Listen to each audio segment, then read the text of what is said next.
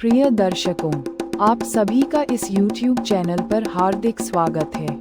यह वीडियो केवल सुनने या समझने के लिए नहीं है, बल्कि इसे महसूस करने, जीने और अपने भीतर उतारने के लिए है। इस वीडियो का उद्देश्य किसी सिद्धांत को थोपना नहीं, बल्कि आपको आपके ही भीतर छिपे सत्य की ओर संकेत करना है। वीडियो देखने के लिए आपका हृदय से धन्यवाद। विज्ञान भैरव तंत्र, अनुभव की सर्वोच्च साधना और मुक्ति का विज्ञान। विज्ञान भैरव तंत्र की दुनिया इंटेलेक्चुअल नहीं है, ये फिलोसॉफिकल नहीं है। ये कथन अपने आप में तंत्र की पूरी आत्मा को उद्घाटित कर देता है। सामान्यतः जब मनुष्य किसी भी आध्यात्मिक ग्रंथ या परंपरा की ओर देखता है, तो वह उसे विचारों, सिद्धांतों, मतों और दर्शन की श्रेणी में रख देता है। किंतु विज्ञान भैरव तंत्र इन सभी श्रेणियों को अतिक्रमित करता है।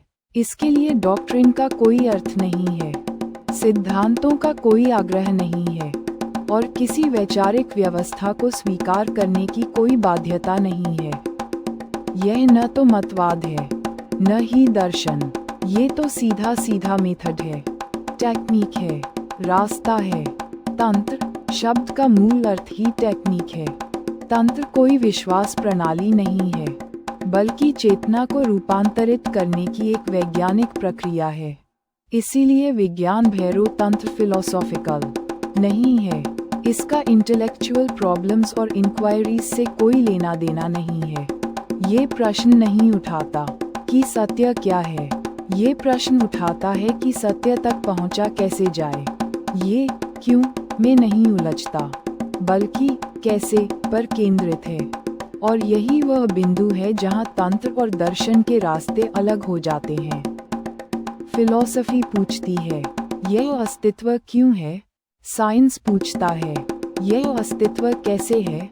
जिस क्षण मनुष्य कैसे का प्रश्न पूछता है, उसी क्षण थ्योरीज अप्रासंगिक हो जाती हैं और मेथड अनिवार्य हो जाते हैं। तंत्र इसी कैसे की शुद्धतम अभिव्यक्ति है, इसलिए तंत्र साइंस है। तंत्र फिलॉसफी नहीं है। यहाँ साइंस का अर्थ आधुनिक प्रयोगशाला विज्ञान नहीं है, बल्कि चेतना का विज्ञान है। एक ऐसा विज्ञान जिसमें प्रयोग करने वाला और प्रयोग का विषय एक ही होता है। फिलॉसफी को समझना आसान है क्योंकि उसके लिए केवल बुद्धि की आवश्यकता होती है। यदि आप भाषा समझ सकते हैं, यदि आप कॉन्सेप्ट पकड़ सकते हैं, तो आप दर्शन समझ सकते हैं। दर्शन आपको बदलता नहीं है, वह आपको जानकारी देता है। जैसे आप हैं, वैसे ही रहकर आप फिलॉसफी को समझ सकते हैं। लेकिन तंत्र ऐसा नहीं है। तंत्र को समझने के लिए आपको बदलना होगा, बल्कि केवल बदलना नहीं, एक गहरे स्तर पर म्यूटेशन से गुजरना होगा। विज्ञान भैरव तंत्र कोई इंटेलेक्चुअल प्रोपोजिशन नहीं है, यह एक एक्सपीरियंस है। जब तक साधक रिसेप्टिव नहीं होता, जब तक वह अनुभव के लिए तैयार नहीं होता, जब तक वह भीतर से कमजोर अर्थात खुला और संवेदनशील नहीं होता, तब तक तंत्र उस तक नहीं पहुंचता। तंत्र के लिए केवल सिर पर्याप्त नहीं है, उसे आपकी पूरी सत्ता चाहिए, आपकी पूरी ऊर्जा, आपकी पूरी चेतना, आपका संपूर्ण अस्तित्व इस साधना में सम्मिलित होना चाहिए। यही कारण है कि तंत्र को टुकड़ों में नहीं जिया जा सकता। यह आंशिक नहीं है, ये संपूर्ण है। इसे पाने के लिए एक अलग अप्रोच चाहिए, एक अलग एटीट्यूड चाहिए, और एक पूरी तरह अलग मन चाहिए, या कहें मन के पार की अवस्था चाहिए। यहाँ मन बाधा बन जाता है, क्योंकि मन प्रश्न करता है, विश्लेषण करता है, तुलना करता है। तंत्र में मन को छोड़ना पड़ता है और अनुभव में उतरना पड़ता है। विज्ञान भैरव तंत्र की शुरुआत देवी के प्रश्नों से होती है। देवी के सभी प्रश्न फिलोसॉफिकल हैं।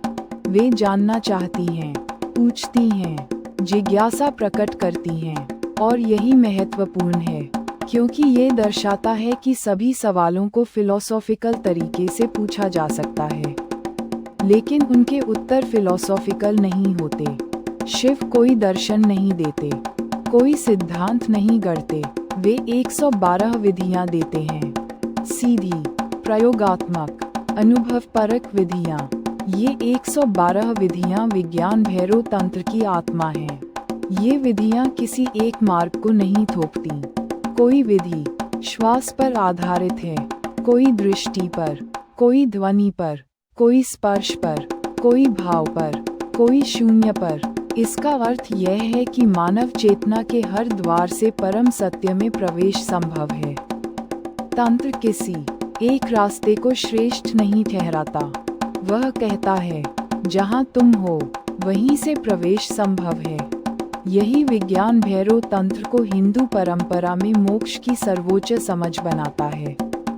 मोक्ष यहाँ किसी स्वर्ग की प्राप्ति नहीं है, किसी भविष्य की अवस्था नहीं है। मोक्ष का अर्थ है अभी और यहीं, इसी क्षण चेतना का मुक्त हो जाना, अहंकार से मुक्ति, समय से मुक्ति, जन्म मृत्यु के चक्र से मुक्ति। यही कैवल्य है, यही शिवत्व है और यही बुद्धत्व भी है।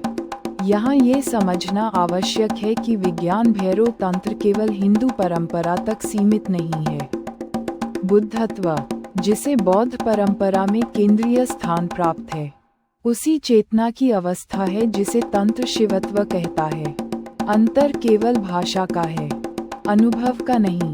जब अहंकार गिर जाता है, जब देखने वाला और देखा गया एक हो जाते हैं, जब साधक स्वयं अनुभव बन जाता है, वही बुद्धत्व है, वही शिवत्व है। 112 विधियां साधक को जीवन के पार ले जाती हैं, क्योंकि वे उसे मृत्यु के भय से मुक्त कर देती हैं। वास्तव में ये विधियां साधक को यह अनुभव कराती हैं कि वह शरीर नहीं है, मन नहीं है, विचार नहीं है। जब ये पहचान टूटती है, तब मृत्यु अप्रासंगिक हो जाती है। जो जन्मा ही नहीं, वह मरेगा कैसे? यही तंत्र का क्रांतिकारी सत्य है। विज्ञान भैरव तंत्र में कोई नैतिक उपदेश नहीं है, कोई आचार संहिता नहीं है। ये साधक को स्वतंत्र छोड़ देता है। ये स्वतंत्रता ही इसकी सबसे बड़ी चुनौती है। यहाँ कोई सहारा नहीं है, कोई विश्वास नहीं है, कोई भगवान का विचार नहीं है जिसे पकड़कर चला जाए। यहाँ केवल विधि है और साधक है, और इसी सीधेपन में इसकी वैज्ञानिकता छिपी है। तंत्र कहता है, अनुभव करो। यदि अनुभव घटित होता है तो वह सत्य है, यदि नहीं होता तो वह व्यर्थ है। यहाँ किसी ग्रंथ की प्रामाणिकता नहीं, बल्कि आपके अनुभव की प्रामाणिकता महत्वपूर्ण है। यही कारण है कि विज्ञान भैरव तंत्र आज भी उतना ही प्रासंगिक है जितना हजारों वर्ष पहले था, क्योंकि मनुष्य की चेतना वही है, उसके दुख वही हैं, उसकी खोज वही है। अंततः विज्ञान भैरव तंत्र कोई पढ़ने की चीज नहीं है, ये जीने की चीज है। ये समझने से नहीं, रूपांतरित होने से खुलता है। यह आपको उत्तर नहीं देता, यह आपको स्वयं उत्तर बना देता है, और यही इसकी महानता है। यही कारण है कि विज्ञान भैरव तंत्र न केवल हिंदू आध्यात्मिक परंपरा का शिखर है, बल्कि संपूर्ण मानव चेतना की यात्रा में एक शाश्वत प्रकाश स्तंभ है। जब शिव देवी को विज्ञान भैरव तंत्र के 112 सूत्रों का उद्घाटन करते हैं, तब वे केवल एक समय, एक संस्कृति या एक परंपरा के लिए नहीं बोल रहे होते। वे मानवीय चेतना के शाश्वत विज्ञान को उद्घाटित कर रहे होते हैं। शिव का वक्तव्य किसी संप्रदाय की सीमाओं में बंधा नहीं है। यही कारण है कि बाद के युगों में भिन्न भिन्न देशों, सभ्यताओं और धार्मिक परंपराओं में जो भी प्रबुद्ध पुरुष और स्त्रियां प्रकट हुईं, उनकी विधियां अलग दिखने के बावजूद अपने मूल में इन्हीं 112 सूत्रों की प्रतिध्वनि है। शिव स्वयं किसी संस्था के संस्थापक नहीं हैं, वे किसी धर्म की नींव नहीं रखते, वे चेतना के वैज्ञानिक हैं, और विज्ञान सार्वभौमिक होता है। जैसे गुरुत्वाकर्षण भारत में अलग और चीन में अलग नहीं होता, वैसे ही चेतना के नियम भी सार्वभौमिक हैं। इसीलिए जब बुद्ध श्वास पर ध्यान करने की बात करते हैं, जब महावीर कायोत्सर्ग की विधि देते हैं, जब सूफी दरवेश जिक्र में डूब जाते हैं, जब ईसाई मिस्टिक प्रार्थना में मौन को साधते हैं, जब ताओ परंपरा शून्य में विश्राम सिखाती है, तो ये सभी शिव के उन्हीं सूत्रों के भिन्न रूप हैं। शिव द्वारा दिए गए 112 सूत्र कोई बंद सूची नहीं है, वे संभावनाओं का मानचित्र हैं। हर सूत्र एक द्वार है। किसी के लिए श्वास सबसे सुलभ द्वार है, किसी के लिए ध्वनि, किसी के लिए प्रेम, किसी के लिए भय, किसी के लिए मृत्यु का चिंतन और किसी के लिए पूर्ण शून्यता। शिव इस सत्य को गहराई से जानते हैं कि मनुष्य की प्रकृति एक जैसी नहीं होती, इसलिए वे एक ही विधि सब पर नहीं थोपते। वे 112 रास्ते देते हैं और वास्तव में उससे भी अधिक, क्योंकि हर सूत्र अनंत रूपों में जिया जा सकता है। इतिहास में जितने भी ध्यान के मार्ग विकसित हुए, वे या तो श्वास से जुड़े हैं, या शरीर से, या मन से, या भाव से, या ऊर्जा से, या शून्य से, और ये सभी श्रेणियां विज्ञान भैरव तंत्र में पहले से मौजूद हैं। बुद्ध का आनापानसति सूत्र शिव के श्वास सूत्रों का ही विस्तार है। पतंजलि का ध्यान, धारणा और समाधि शिव के ध्यान सूत्रों की व्यवस्थित प्रस्तुति है। तांत्रिक बौद्ध परंपराओं की विजुअलाइजेशन विधियां शिव के दृष्टि संबंधी सूत्रों की प्रतिध्वनि है। ये कहना अतिशयोक्ति नहीं होगी कि विज्ञान भैरव तंत्र मानव इतिहास का पहला और सबसे पूर्ण ध्यान कोश है। बाद के सभी गुरु या तो अनजाने में या जानबूझकर इसी कोश से चुनते रहे। फर्क केवल इतना है कि शिव ने संपूर्णता में कहा और बाद के आचार्यों ने आंशिक रूप में।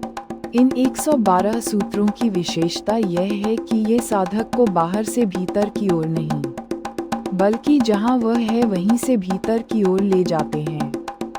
शिव यह नहीं कहते कि पहले तुम ऐसे बनो, फिर ध्यान संभव होगा। वे कहते हैं तुम जैसे हो वहीं से प्रवेश संभव है। यही तंत्र की करुणा है और यही इसकी क्रांति है। ध्यान को गहराने के लिए ये सूत्र साधक को क्रमशः 3 स्तरों से गुजारते हैं। पहला स्तर है ध्यान का अभ्यास। यहाँ साधक तकनीक का सहारा लेता है। दूसरा स्तर है ध्यान की अवस्था, जहाँ तकनीक स्वतः गिरने लगती है। और तीसरा स्तर है ध्यान का विसर्जन, जहाँ साधक स्वयं ध्यान बन जाता है। आत्म साक्षात्कार इसी तीसरे स्तर पर घटित होता है। शिव स्पष्ट करते हैं कि आत्म साक्षात्कार कोई उपलब्धि नहीं है, वह कुछ पाने का परिणाम नहीं है, वह कुछ छोड़ने का फल है। जब साधक प्रयास छोड़ देता है, जब साधक पाने की आकांक्षा छोड़ देता है, तब जो शेष रहता है वही आत्मा है। 112 सूत्र साधक को धीरे धीरे इसी छोड़ने की कला में प्रशिक्षित करते हैं। कुछ सूत्र सक्रिय ध्यान के हैं, जहां ऊर्जा को जागृत किया जाता है। कुछ सूत्र निष्क्रिय ध्यान के हैं, जहां केवल साक्षी भाव में ठहरना होता है। कुछ सूत्र द्वैत से शुरू होते हैं और अद्वैत में विलीन हो जाते हैं। कुछ सूत्र प्रेम से शुरू होकर शून्य में समाप्त होते हैं। यही कारण है कि हर युग में अलग अलग गुरु अलग अलग सूत्रों पर बल देते रहे। कृष्ण ने कर्म को द्वार बनाया, बुद्ध ने सजगता को, महावीर ने तप को, लात्से ने सहजता को, रूमी ने प्रेम को, कबीर ने विद्रोह को। लेकिन ये सभी द्वार अंततः उसी केंद्र पर खुलते हैं जिसे शिव भैरव कहते हैं। असीम चेतना। भैरव कोई देवता नहीं है, भैरव एक अवस्था है। वह अवस्था जहाँ साधक भय से परे हो जाता है। मृत्यु का भय ही अंतिम बंधन है। विज्ञान भैरव तंत्र साधक को उसी भय से मुक्त करता है। जब भय गिरता है तब आत्म साक्षात्कार सहज हो जाता है। आज के आधुनिक मनुष्य के लिए भी ये 112 सूत्र उतने ही प्रासंगिक हैं। भले ही जीवन की परिस्थितियां बदल गई हों, लेकिन मन की संरचना वही है। चिंता, तनाव, भय, आकांक्षा सब वही हैं और समाधान भी वही है। भीतर की यात्रा। इस प्रकार शिव द्वारा प्रतिपादित 112 सूत्र न केवल एक ग्रंथ का विषय हैं, बल्कि संपूर्ण मानव चेतना की विकास यात्रा का आधार हैं। ये सूत्र समय के पार हैं, संस्कृति के पार हैं और धर्म के पार हैं। जो भी साधक ईमानदारी से किसी भी युग में भीतर की ओर मुड़ा है, वह अनजाने में इन्हीं सूत्रों के किसी न किसी रूप पर चला है। अंततः विज्ञान भैरव तंत्र यह स्मरण कराता है कि आत्म साक्षात्कार कोई विशेष लोगों का विशेषाधिकार नहीं है। यह हर उस व्यक्ति की संभावना है जो साहसपूर्वक अपने भीतर उतरने को तैयार है। और शिव का ये संदेश आज भी उतना ही जीवंत है। रास्ते अनेक हैं, सत्य एक है, विधियां भिन्न हैं, अनुभव एक है। शिव किसी धर्म की स्थापना नहीं करते, वे चेतना का विज्ञान देते हैं और विज्ञान सार्वभौमिक होता है। इसलिए ये सूत्र भारत तक सीमित नहीं रहे, ये मानवता की साझा धरोहर बने। 112 सूत्र साधक को जीवन, मृत्यु और भय के पार ले जाते हैं। ये बताते हैं कि आत्म साक्षात्कार कोई उपलब्धि नहीं, बल्कि स्मरण है। जब अहंकार गिरता है, तब जो शेष रहता है वही आत्मा है, वही शिव है, वही बुद्धत्व है। भैरव कोई देवता नहीं, बल्कि एक अवस्था है, निर्भय चेतना की अवस्था। जब साधक उस अवस्था में प्रवेश करता है, तब जन्म और मृत्यु अर्थहीन हो जाते हैं। यही मोक्ष है। विज्ञान भैरव तंत्र आज भी उतना ही प्रासंगिक है, क्योंकि मनुष्य आज भी वही है। उसके प्रश्न वही हैं, उसका दुख वही है और समाधान भी वही है। भीतर की यात्रा। ये ग्रंथ पढ़ने के लिए नहीं, जीने के लिए है। ये समझने से नहीं, रूपांतर से खुलता है। यही इसकी महानता है। इस वीडियो को अंत तक देखने के लिए आपका बहुत बहुत धन्यवाद। यदि यह सामग्री आपको उपयोगी लगी हो, तो कृपया इसे लाइक करें, अपने मित्रों के साथ शेयर करें और ऐसे ही गहन आध्यात्मिक कंटेंट के लिए चैनल को सब्सक्राइब करना न भूलें। फिर मिलेंगे एक नए वीडियो और एक नई अंतःयात्रा के साथ। धन्यवाद। नमस्कार। ओम नमः शिवाय।